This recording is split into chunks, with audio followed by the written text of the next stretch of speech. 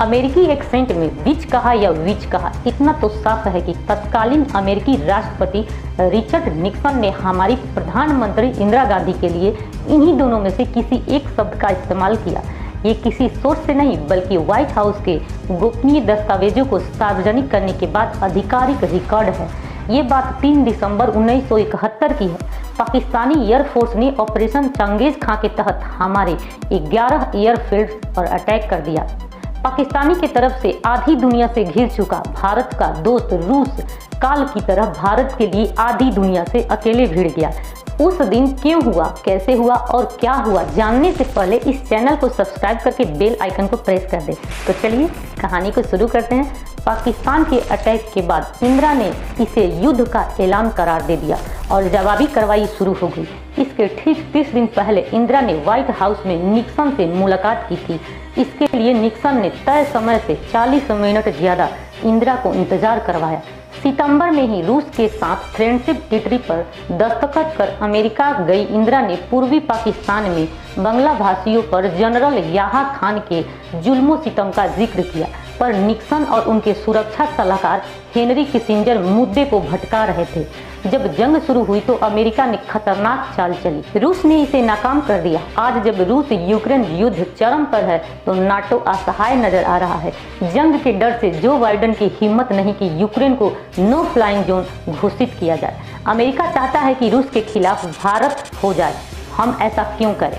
तो दोस्तों 1971 के जंग के दौरान 3 से 13 दिसंबर के बीच अमेरिका ने जो चाल चली उसे समझना बेहद जरूरी है। नवंबर में निक्सन से मुलाकात के दौरान इंदिरा गांधी सख्त लफ्जों में अपना स्टैंड क्लियर कर नई दिल्ली लौट आई। इससे पहले ही इंदिरा ने आर्मी चीफ सैम मैक्सन को ऑर्डर दे दिया था कि मुक्ति वाहिनी को समर्थन दिया जाए और पाकिस्तान कोई जरूरत करता है तो उसका माकूल जवाब दिया जाए। पश्चिम और पूर्वी देशों के मोर्चे पर हमारी आर्मी तैयार थी।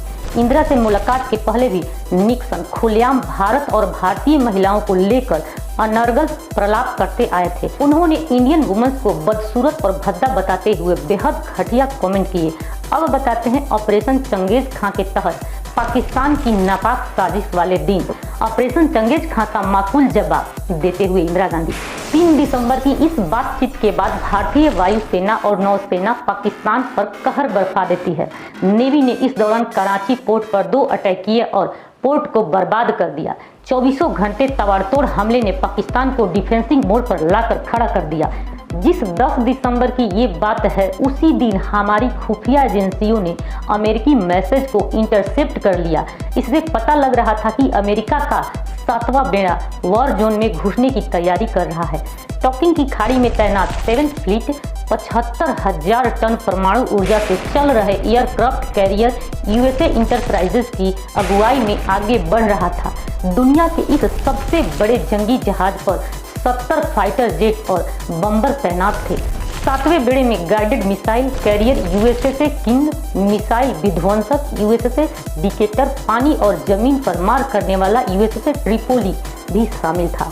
भारतीय समुद्री तट और अमेरिकी बेड़े के बीच हमारी नौसेना की पूर्वी फ्लीट थी, जिसकी अगुवाई एयरक्राफ्ट कैरियर INS विक्रांत कर रहा था, जिस पर सिर्फ 20 फाइटर जेट थे। एक रिपोर्ट के मुताबिक जब flag officer commanding in chief vice admiral N Krishnan से पूछा गया कि अमेरिकी 7th फ्लीट से मुकाबला हो पाएगा तो उन्होंने कहा बस ऑर्डर का इंतजार है।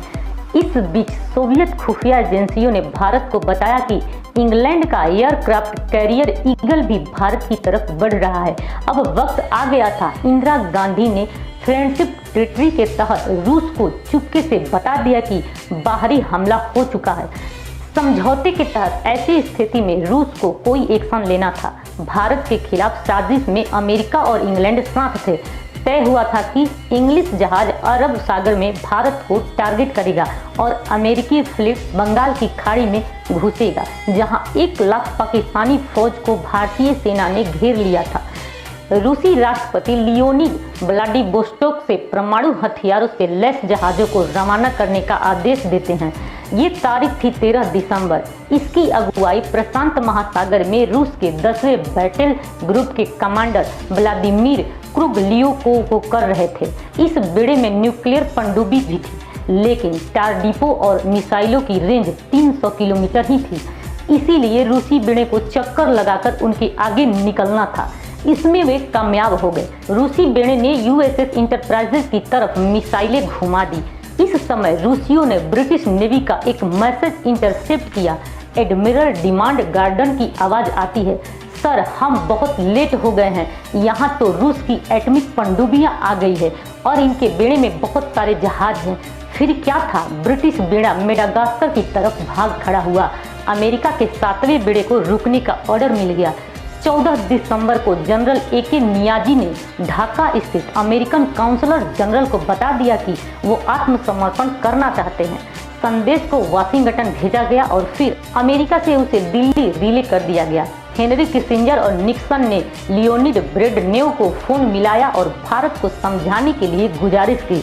ब्रेजनेव गुस्से से लाल हो गए। प्रोफेसर व्लादिस्लाव जुबॉक ने अपनी किताब ए फेल्ड इंपीरियर में लिखा है कि ब्रेजनेव अमेरिकी हरकत से इतने गुस्से में थे कि उन्होंने तुरंत भारत को परमाणु हथियार बनाने का सारा सीक्रेट देने को मन बना लिया। कहानी यहीं खत्म नहीं हुई। जंग के बाद एक और वाकया पता चलेगा आपको। तो दोस्तों, यह कहानी अच्छी लगी हो तो इस वीडियो को फेसबुक, ट्विटर, व्हाट्सएप आदि पर अपने दोस्तों को शेयर करें। इस कहानी के बारे में आप अपनी राय कमेंट करके लिख सकते हैं। तो दोस्तों, ऐसे ही जानकारी के लिए जुड़े रहें हमारे साथ और यदि आप इस चैनल पर नए हैं तो सब्सक्राइब भी जरूर कर लें। आप मेरे इंस्टाग्राम और फेसबुक भी जुड़ सकते हैं, उसका लिंक डिस्क्रिप्शन बॉक्स में दिया हुआ है। तो मिलते हैं अगली वीडियो में, तब तक आप खुश रहिए, मुस्कुराइए। जय हिंद।